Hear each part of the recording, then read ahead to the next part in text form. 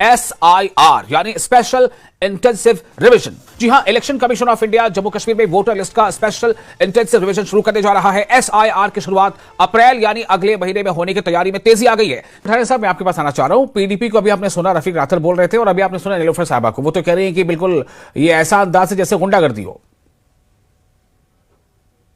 जी वैशाल साहब, ये पहले जी कर दूं कि this is intensive revision, this is not intensive deletion firstly, and secondly इसे कोशिश की गई जम्मू कश्मीर के साथ कनेक्ट करने के लिए। देश भर में स्पेशल इंटेंसिव रिवीजन का जो कॉन्सेप्ट है वो लॉन्च किया गया है।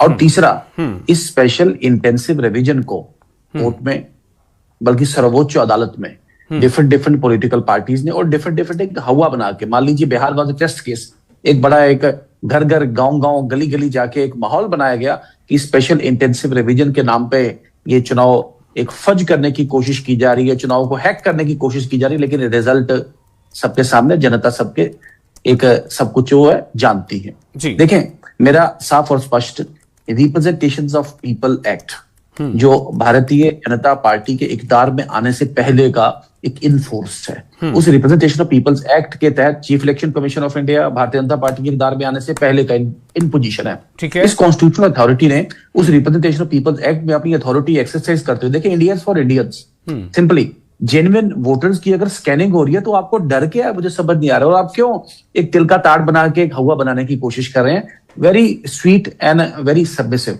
जम्मू कश्मीर में या देश भर में वोट वही डाल सकता है जो वोट डालने का हकदार होगा। वोट डालने के लिए अपने आप में एक पैरामीटर्स हैं, एक मापदंड है, उस पर अगर भी डिटेल चर्चा करनी तो उसमें भी करेंगे। लेकिन आपने इतना वो ढोल बजा के आप पूरे देश भर में आपने एक शो बनाया, ना कोर्ट से आपको कुछ मिला, ना प्रैक्टिकली जनता ने आपको कुछ दिया, ना ही आपको सब्सटेंशियल को बात कभी पब्लिक डोमेन में कभी ला पाया, इतना करोड़ कट गया, इतना आ गया। इसके ये सिर्फ बैड डेलीगेशन थे। देखें, अगर एक वोटर लिस्ट को रिवाइज किया जा रहा है, रिव्यू किया जा रहा है, कोई छुपाने वाली बात नहीं। अब मैं खुद इलेक्टोरल पॉलिटिक्स से जुड़ा हूं, मेरे क्षेत्र में अभी तक ऐसे वोटर्स भी हैं जिनके एक दो जगह, तीन जगह वोट है, दो कॉन्स्टिट्यूंसीज में वोट है। अब आधार लिंकेज के साथ फोटो आइडेंटिटी कार्ड आ गया, अब आधार लिंकेज के साथ अगर वो कट रहे हैं तो डबल वोट, तो उसमें परेशानी क्या किसी को? अरे भाई, ऐसा तो नहीं किसी पर्टिकुलर पॉलिटिकल पार्टी के लिए।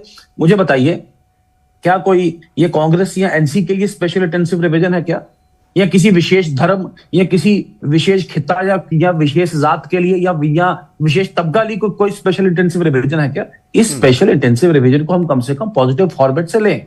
देखिए, भारतीय डेमोक्रेसी को ग्रो, इससे पहले मुझे बताइए, इससे पहले आ गया फोटो आइडेंटिटी कार्ड। इसका मतलब भारतीय जनता पार्टी तब भी, क्योंकि भारतीय जनता पार्टी तब इकदार में नहीं थी, तो भारतीय जनता पार्टी बहुत बड़ा आंदोलन चलाती थी कि फोटो आइडेंटिटी कार्ड के साथ वोट कटेंगे, ऐसा होगा वैसा होगा, चुनाव फज होंगे। तो हर एक रिफॉर्मेटिव मेजर के ऊपर एक विपक्ष की पॉलिटिकल पार्टीज, मेरा भी इनसे विनम्र निवेदन है कि एक अच्छा विपक्ष देश के लिए, समाज के लिए, हमारे डेमोक्रेटिक पॉलिटिक्स और हमारे लिए आपके पास आना चाहता हूं।